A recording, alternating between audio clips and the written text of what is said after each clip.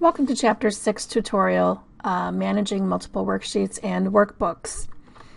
In Chapter 6, we're going to create groups. We're going to format and edit multiple worksheets all at once. We're also going to make cell references to other worksheets. We're also going to use 3D references.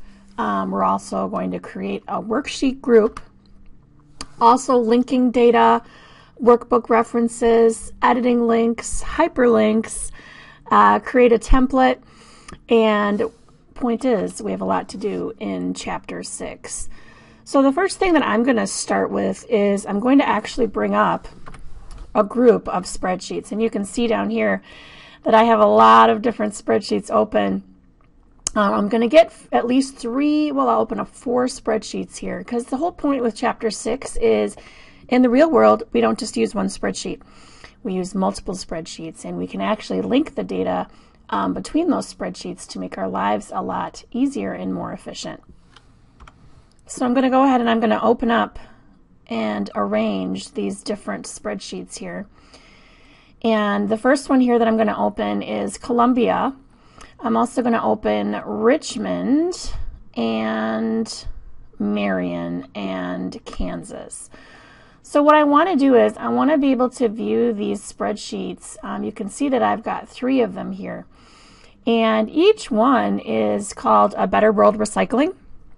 And each different name, Richmond, Kansas, Columbia, those are different locations. And you can see on here that these actually have the same data, but obviously just different numbers. And they're set up the same way. You can see that, for example, for Kansas, there's the cover sheet here, and then there's quarterly data for the months. And you can see the recycling data for paper, glass, metal, styrofoam, and plastic. And then the same thing here for Richmond. You can see their summary and then their totals also for each quarter. And so what we want to do is we want to be able to view our data in a more efficient way. And because I have so many spreadsheets open, what I want to do is I want to arrange my spreadsheets so that I can view the data well. And so to do that, I'm going to go up to View, and I'm going to go to Arrange. Okay, and what I want to do is I want to make these, I'm going to view these as tiled. And by choosing them as tiled, I'm going to click on OK, and then what that does is it puts my worksheets, and you can see I've got 4 worksheets open. It arranges them so that I can view data on all 4 at the same time. Now in the real world, ideally it would be nice to have, additional monitor, have a larger monitor, but for purposes of class, we're just going to arrange them this way. There's different ways that you can arrange them. You can do it tiled, you can do it horizontal, which is going to look very strange. I don't think that that's very helpful. You can also make them cascade, and by cascade that tiles them this way. So there's different ways. For the purposes of our chapter though, definitely the tiled way is very, very, very helpful.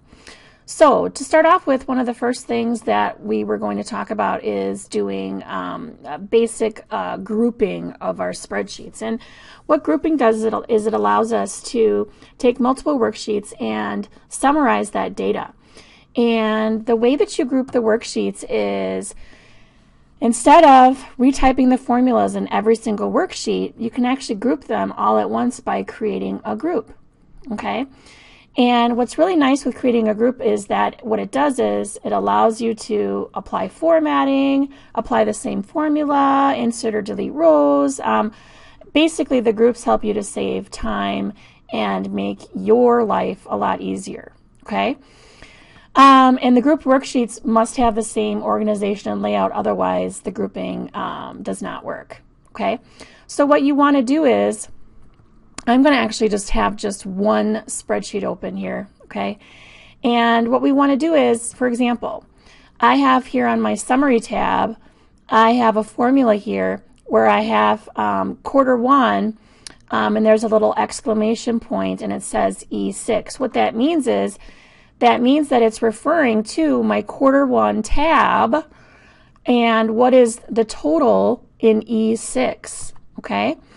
And what we want to do is we want to create totals in here so that I'm going to add up my total amounts here for each quarter, and I'm going to get that data from my tabs. So what I want to do is I'm going to click on my first tab, and I'm going to, just to group these, I'm not even doing a formula or anything yet.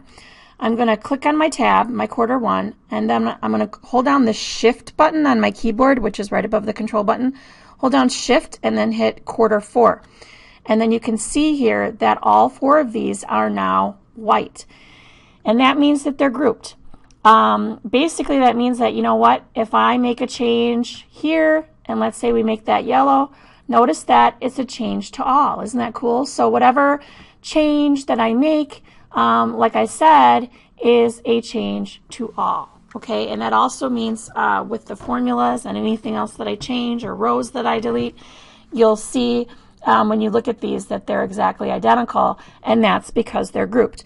To stop the grouping, you just click on a tab next to it that is not part of the group. So I'm just going to click on the summary tab, and then now those are separate. Those are no longer grouped. So again, to group, I'm going to click on the first tab, quarter one, click on shift, hold it till I get to quarter four, let go, and it is now grouped. To ungroup, you just click on the summary tab here, or it could be a tab before or after, and what that does is that turns off the grouping. So the next part I'm going to talk about here is working with using 3D references, and we're going to use those to add values across worksheets. Again, it's a fancy term, but now that we have grouped our worksheets and they have identical rows and columns, their layouts are the same, what we can do is we can use 3D references to summarize that information into another worksheet, okay? And it means that it's not only the range of rows and columns, but also the range of worksheet names in which the cells appear. And the main way that you see it show up as a 3D reference is you'll see whatever your worksheet range is with an exclamation point and then a cell range. And that means that it's a 3D reference, okay? The cool thing with using these 3D or three-dimensional references is that if you change the value in one worksheet, the results of those formulas that reference that cell reflect in all of the group worksheets. So it's really, really cool. We're going to use an Excel function with a 3D reference and use the sum function. So what I'm going to do is I'm going back to my Columbia spreadsheet here, and what I'm going to do is I'm going to use the 3D reference, and I'm going to use my grouping, and I'm going to put in a sum in this total paper for all quarters. Now, the easy way to do this, of course, would just be equals sum, and then just add up these quarters. But what we want to do is we want to make this a 3D reference. And to do that, we're going to actually hit equals sum, okay, hit double click, and I'm going to go to quarter one. I'm going to hold down the shift key to quarter four, let go, okay, and then you can see my range shows up. It says quarter one through quarter four with an exclamation point, meaning that it's in another area of my workbook. And then I'm going to click on my total, which is E6, and then hit the enter key. Once I do that, check it out.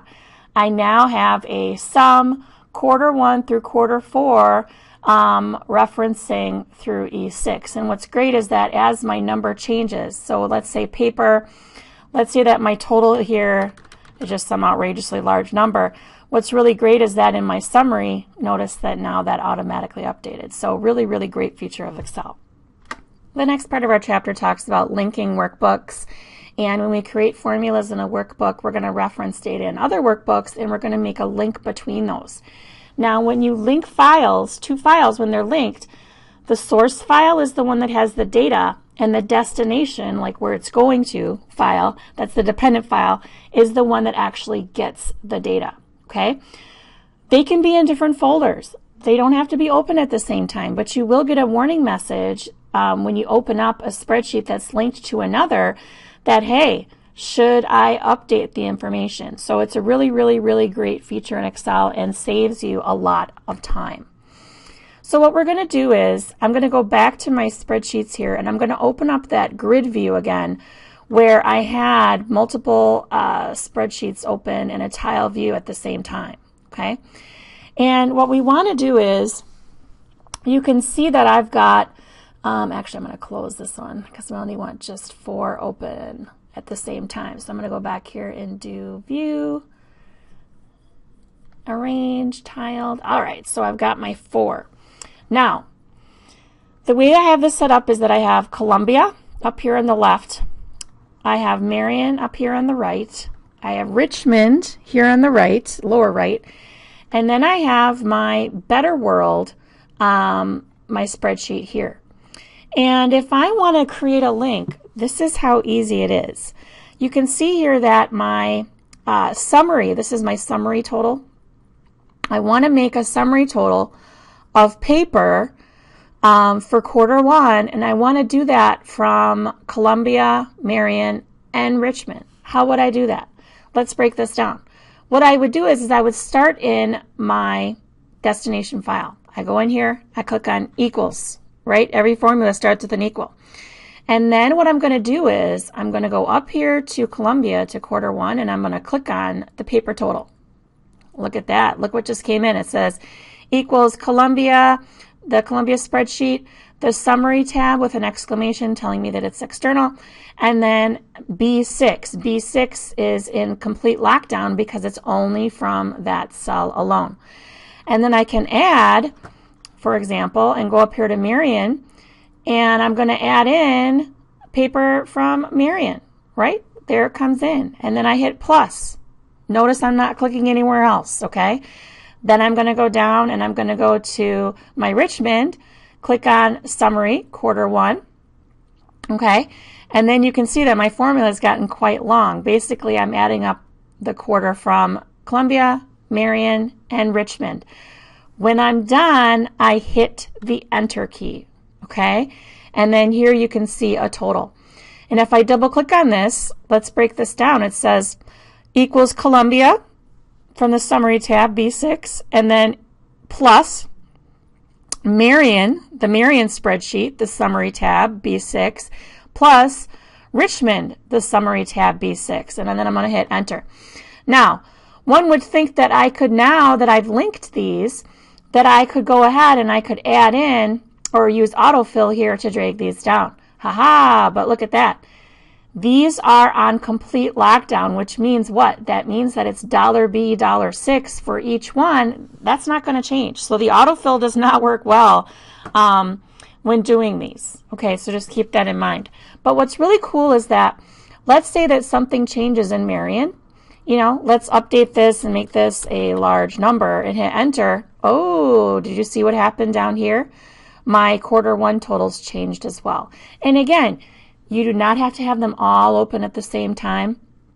It's a really great feature in Excel to be able to group your worksheets. And those are called linking. What we did was linking, and helps us to navigate multiple workbooks.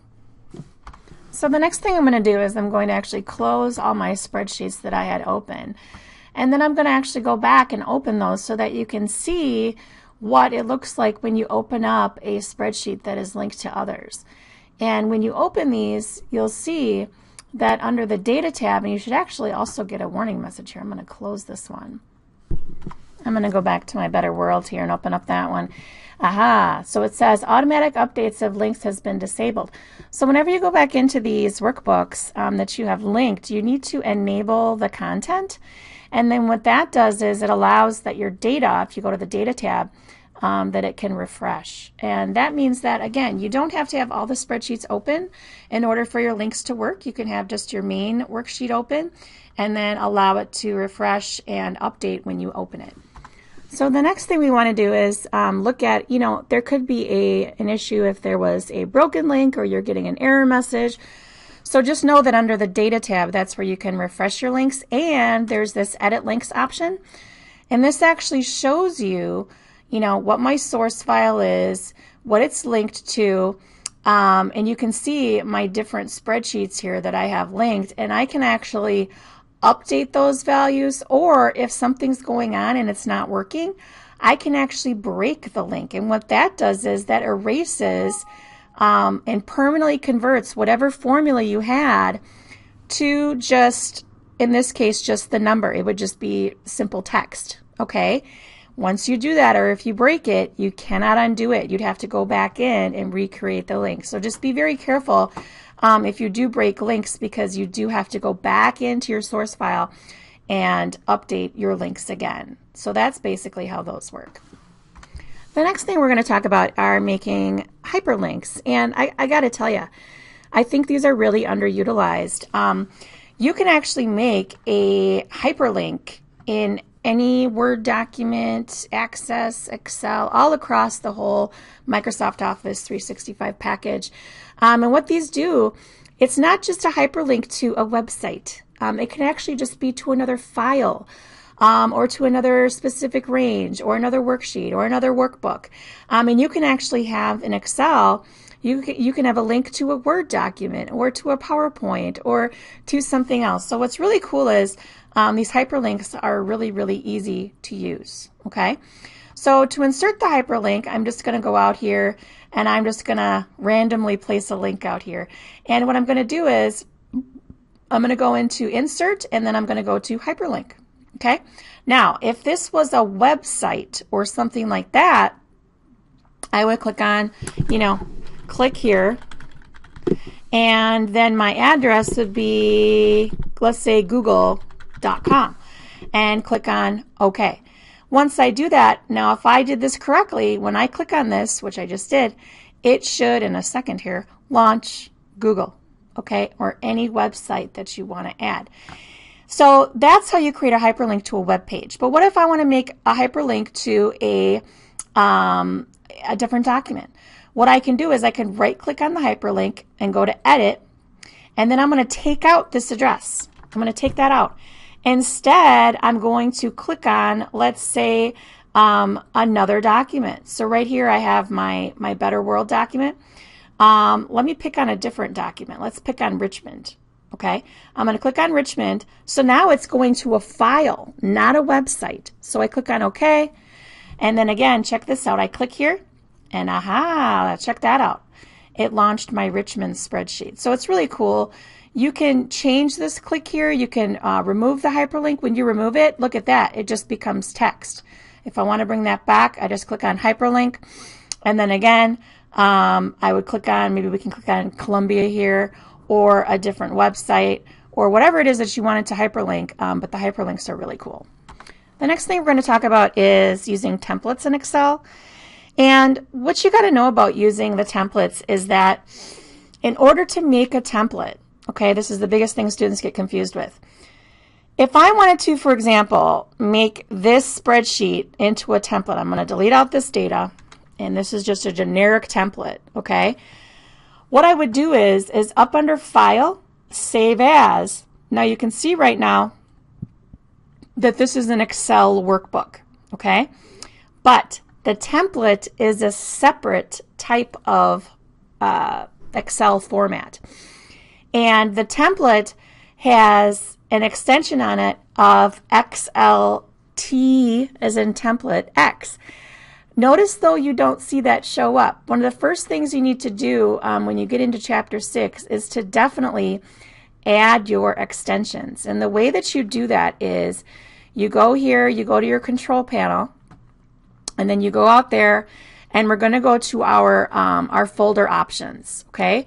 And under the folder options, which are right here, okay, I want to go into that, and under View, I'm going to uncheck the box that says Hide Extensions for Known File Types. We're going to uncheck that. Click on OK, and then check it out. Now I can see my extensions. Notice that this says betterworld.xlsx. It's a spreadsheet. Notice that if I go in here, okay, and I made this a template, and then I go Save As, okay, again, I'm going to save this onto my desktop. Notice that now my extension is showing the XLT, as in template X. That's what makes it a template. Sometimes students think, oh, I'm just going to add in XLTX and I'm just going to manually type that in. No, that's not how it works, okay? You have to actually choose that Save as Type. That's what makes it a template, and then that's how you can recognize it much more easily, is by having those extensions turned on. So I'm going to click on Save. And now this is a template. Now it looks just like any other spreadsheet, but it is considered a template format, okay? And the templates basically it's a model from which you create all your new workbooks. So if you add on a location, your company's growing, you would then give them, hey, here's the template to add in your sales for your paper, glass, metal, styrofoam. You know, if they're adding in a new location, use this as a template. And it's basically just a blank document that has all the information that you would want to save, okay? And then any changes or additions that are made to the new workbook don't affect the template because it is separate, okay? So that is how you create a template. Very, very useful tool. And again, easy to do, easy to save. The big thing is just understanding that you do have to save it as a certain file type. So to wrap things up for Chapter 6, in a nutshell, we covered a lot, all the way from creating templates to hyperlinks to getting into those grouping features, creating references, links, all that fun stuff. So keep up the good work. If you have any questions, let me know. But that was Tutorial 6. Thank you.